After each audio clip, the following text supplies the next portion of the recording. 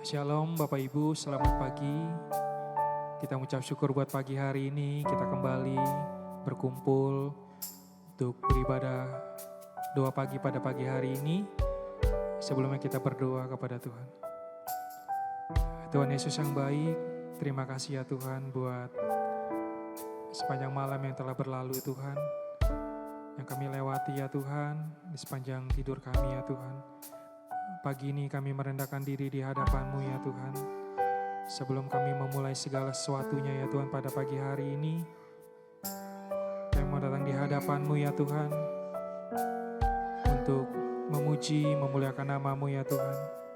Sebagai rasa ucapan syukur kami atas segala kebaikan dan kemurahan-Mu ya Tuhan. Terima kasih Yesus yang baik. Dalam nama Yesus, haleluya, amin. Kita mau katakan sejauh timur dari barat. Begitulah Engkau mengasihi kami Tuhan. Membuang setiap dosa kami, pelanggaran-pelanggaran kami ya Tuhan. Terima kasih Tuhan.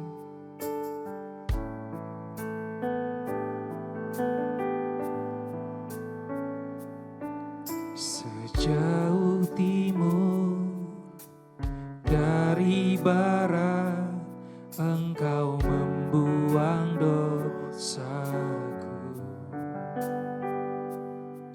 Tiada Kau ingat lagi pelanggaranku.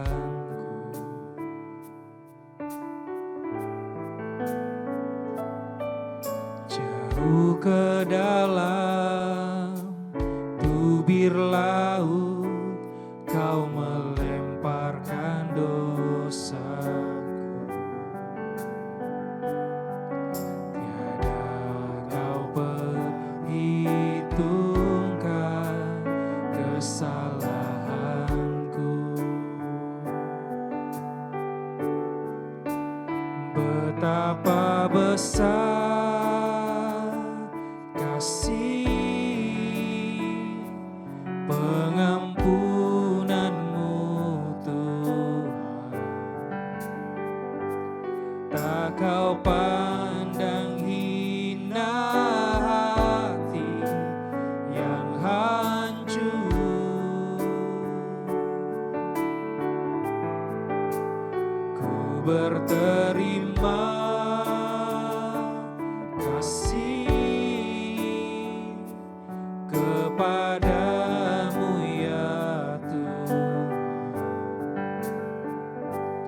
Pengampunan yang Kau beri, pulihkanku.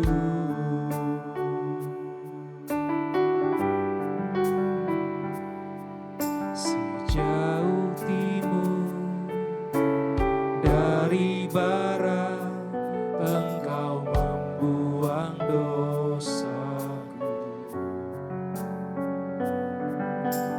Tiada Kau ingat lagi pelanggaranku.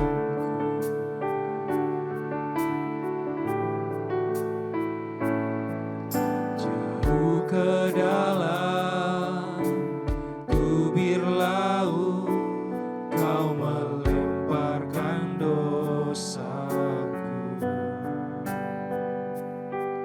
Tiada Kau perhitungkan kesalahanku. Betapa besar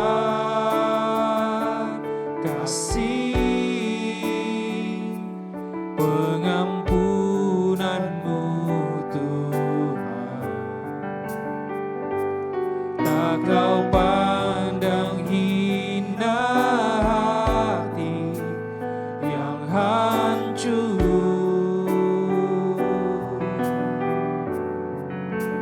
Ku berterima kasih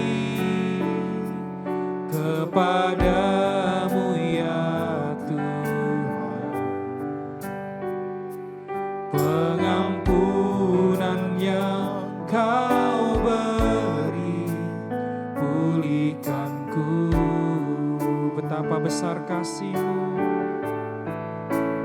betapa besar kasih pengampunan-Mu Tuhan. Tak Kau pandang hina hati yang hancur.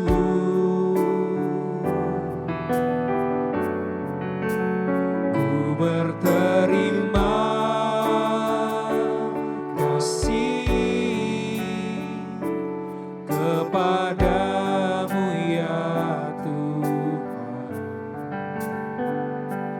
Pengampunan yang Kau beri, pulihkanku. Betapa besar kasih, betapa besar kasih pengampunan-Mu Tuhan. Tak Kau pandang hina hati yang hancur.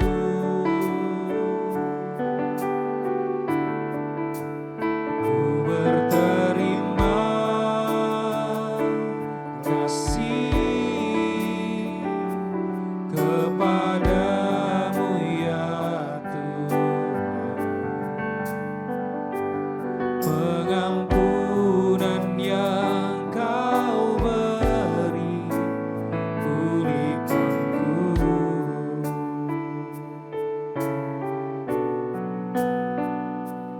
Pengampunan yang Kau beri, pulihkanku.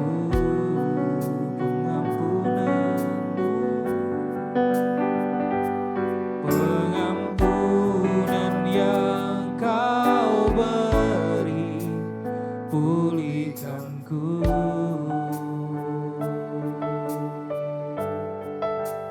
Terima kasih Tuhan, kami datang padamu. Haleluya. Terima kasih buat kasih kebaikan-Mu. Terima kasih, Kau Allah yang baik, tiada yang lain, hanya Kau Tuhan. Kami bersyukur, kami tinggikan. Haleluya.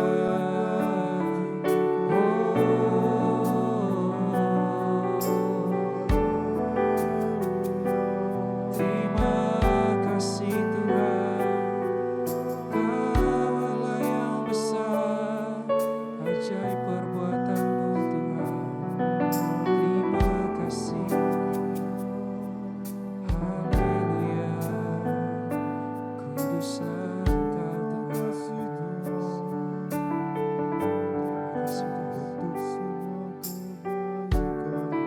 Terima kasih ya Tuhan, untuk segala kebaikan, pengorbanan-Mu yang begitu besar dalam hidup kami.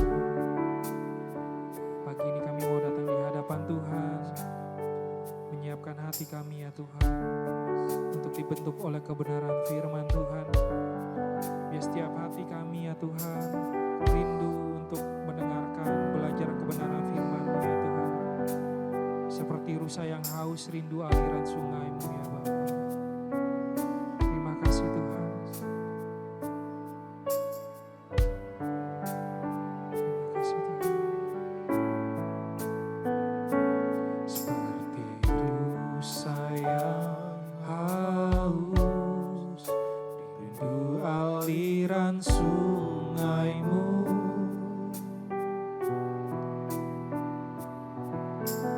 Hatiku tak tahan menunggu-Mu.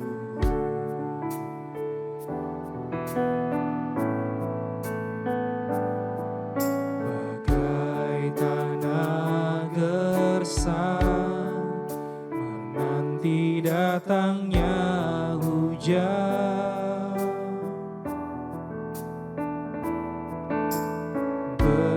Begitupun jiwaku, Tuhan. Hanya Engkau pribadi yang mengenal hatiku. Tiada yang tersembunyi bagimu. Seluruh isi hatiku Kau tahu, dan bawaku untuk lebih dekat lagi padamu, tinggal dalam indahnya dekapan kasih-Mu.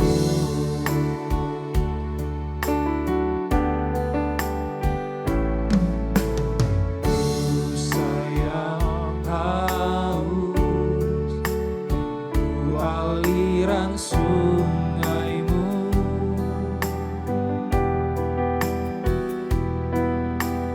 Hatiku tak tahan menunggu-Mu, bagai tanah gersang, bagai tanah gersang, menanti datangnya hujan. Begitupun jiwaku, Tuhan. Hanya Engkau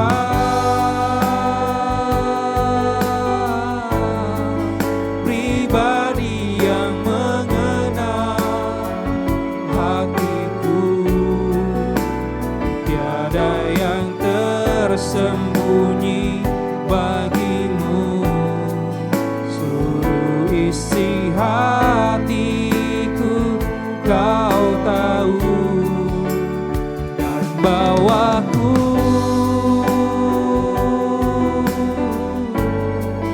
untuk lebih dekat lagi padamu, tinggal dalam indahnya dekapan kasih-Mu. Hanya Engkau Tuhan, hanya Engkau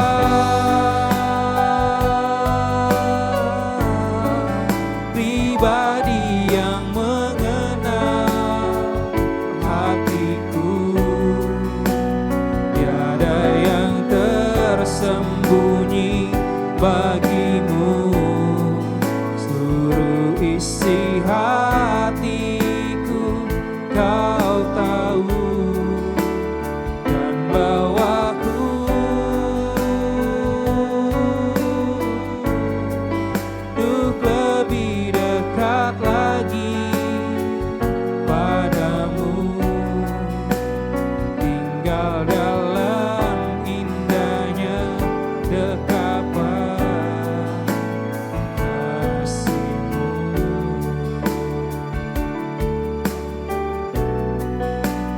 Tinggal dalam indahnya dekapan kasih-Mu. Tinggal dalam indahnya, tinggal dalam indahnya dekapan kasih-Mu.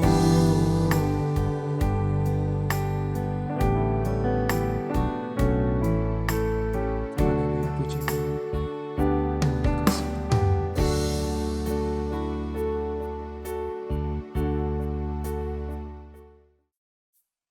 Selamat pagi Bapak Ibu Saudara sekalian. Shalom buat kita semua. Saudara, ada dua golongan orang. Orang yang sukses dan orang yang gagal. Orang yang sukses itu selalu melihat adanya peluang dan ia pandai mengambil peluang itu di tengah-tengah krisis. Sedangkan orang yang gagal, ia takut dengan krisis. Jadi ia tidak melihat peluang itu. Demikian juga dalam hidup kita ini. Sebenarnya tujuan kita kan keselamatan. Tetapi hal itu rupanya tidak jelas atau bagaimana. Banyak orang tidak melihatnya dengan jelas. Orang meragukan bagaimana caranya. Orang tidak tahu jalan keselamatan yang mana. Membuat orang bingung. Biarlah pagi ini kita bisa mendapatkan hikmat bahwa segala sesuatu ini bisa mendatangkan kebaikan. Kalau kita takut akan Tuhan. Saudara, mari kita tundukkan kepala lebih dahulu. Bapa di surga, terima kasih untuk pagi hari ini. Terima kasih Tuhan untuk gereja GMM. Kami juga mengucap syukur untuk komunitas di GMM yang sangat memberkati. Di tengah-tengah banyak tantangan dalam pelayanan, di tengah-tengah banyak tantangan, baik secara ekonomi, keamanan, atau apapun itu Tuhan. Biarlah kami boleh belajar di dalam segala hal untuk mendatangkan kebaikan. Kau urapi mulut hamba-Mu untuk menyampaikan kebenaran ini. Ya, di dalam nama Tuhan Yesus kami berdoa. Amin. Bapak Ibu Saudara, sebenarnya kita sudah tahu Roma 8 ayat 28 bahwa Allah turut bekerja dalam segala hal, dalam setiap kejadian, saudara, apapun itu, untuk mendatangkan kebaikan. Tapi tidak untuk semua orang. Bagi orang yang mengasihinya. Jadi, kalau kita mengasihi Tuhan, segala sesuatu dalam hidup ini akan mendatangkan kebaikan. Ketika ada krisis, orang yang benar akan melihat bagaimana cara keluar dari krisis ini. Ada peluang. Nah, begitu. Selalu ada cara mendatangkan kebaikan kalau kita mengasihi Tuhan. Ketika COVID, berapa tahun yang lalu terjadi, semua gereja tutup. Peluang ada. Bagaimana kita bisa menginjil, menyebarkan kebenaran lewat online. Selalu begitu.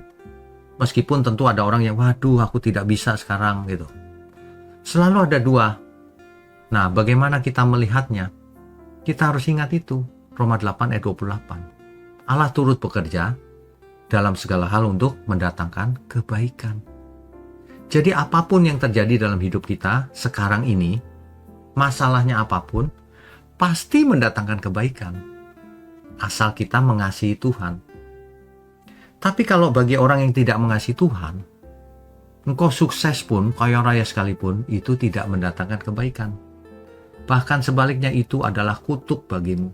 Kekayaanmu itu kutuk bagimu. Sehingga kau jadi hambanya uang dan sebagainya. Cuman ada dua tipe manusia itu. Satu yang mengasihi Tuhan, satu yang tidak mengasihi Tuhan. Itu saja. Nah, pilihan kan ada di tangan kita, saudara. Ketika segala sesuatu memburuk, tapi itu ada peluang, akan mendatangkan kebaikan. Kalau kita mengasihi Tuhan. Yusuf melihat penjara sebagai peluang. Justru Yusuf dijual ke Mesir, dipenjara dan sebagainya, akhirnya jadi penguasa Mesir kan. Daniel dibuang ke pembuangan di Babel, akhirnya jadi penasihat raja. Esther di tengah-tengah krisis, ia melihatnya sebagai peluang, akhirnya jadi ratu Persia. Ya, Daud melihat Goliat yang raksasa itu sebagai peluang. Ia tidak takut, saudara. Ia hadapi Goliat dan ia menang. Jadi kalau orang lain melihat segala sesuatu ini ancaman atau masalah besar atau apapun, ingat, mereka tidak melihat ada peluang. Mereka tidak lihat ada kebaikan di balik semua ini. Kalau kita cinta Tuhan, kita yakin sebenarnya ada sesuatu yang baik. Itu yang kita nantikan, Tuhan. Itu yang kita nantikan, saudara. Jadi, apa ya? Kebaikan apa yang akan terjadi? Kok terjadi begini begitu ya Tuhan? Ya, selalu ada kebaikan. Yang pasti Tuhan tidak ingin pekerjaannya ini dirusui oleh orang-orang yang tidak bersih hatinya. Ya, itu sebabnya kita harus menjaga hati. Harus kudus, tak bercacat, tak bercela. Sebab kalau tidak, kita nanti disingkirkan Tuhan. Tuhan tidak mau pekerjaannya ada di tangan-tangan orang yang kotor pikiran dan hatinya, yang tidak hormat sama Tuhan, tidak cinta Tuhan. Ya, jadi percayalah saudara, apapun yang terjadi dalam hidup saudara akan mendatangkan kebaikan. Kalau saudara mengasihi Tuhan, kalau tidak mengasihi, apapun yang terjadi akan mendatangkan kutuk. Karena firman Tuhan berkata begitu, barang siapa tidak mengasihi Tuhan, ia terkutuk, sudah terkutuk. Tidak perlu nunggu nanti. Ya. Itu sebabnya Musa keluar dari Mesir untuk membebaskan Israel kan. Padahal ancamannya berat sekali, Fir'aun bisa dibunuh dia. Demikian juga Nehemia yang membangun tembok meskipun ada banyak yang menentangnya. Tuhan Yesus menyelamatkan dunia. Ia tahu ia datang menyelamatkan dunia, meskipun ancamannya harus mati di kayu salib. Jadi, memang ada harga yang harus dibayar. Kita hidup satu kali ini, kita harus meneladani tokoh-tokoh iman. Ambil peluang di tengah-tengah ancaman. Semua akan mendatangkan kebaikan. Harganya berapapun, kita akan bayar. Bukan uang ya, maksudnya harga ya. Apapun yang harus kita tanggung, kita tanggung. Meskipun itu harus menderita. Begitu. Nah, itulah kalau orang mengasihi Tuhan. Kalau tidak mengasihi Tuhan, ada saja alasan ini, alasan itu. Ya. Diutus tidak mau, dikasih tugas hitung-hitungan sama Tuhan. Ya. Berusaha mengatur ke sana sini, membuat gosip yang tidak-tidak. Ini orang yang kacau pikirannya, hatinya. Ya, ia bukannya mendatangkan kebaikan, malah mendatangkan masalah. Orang-orang seperti ini tidak bisa melayani Tuhan. Saudara. Orang yang melayani Tuhan itu adalah yang hatinya bersih, baik, nurut, bisa dipakai Tuhan. Kan begitu. Kalau ada yang salah, dia tidak kompromi. Siapapun yang dihadapi tidak kompromi. Bahkan harus mengorbankan diri, nggak masalah. Asal untuk kebenaran. Kan semua itu untuk kemuliaan Tuhan, artinya itu. Banyak orang cuma mau main aman di dunia ini, tidak mau melakukan ini, itu karena ada risiko. Bagaimana mau jadi murid Kristus? Murid Tuhan Yesus itu bukan makan korban, saudara. Tapi berkorban diri. Banyak orang makan korban. Nah, itulah bedanya orang dunia dan murid Kristus. Ya, mari kita renungkan kebenaran ini di pagi hari ini dengan serius, sebab kita tidak tahu sampai kapan kita masih hidup. Sebab kesempatan ini tidak akan berulang.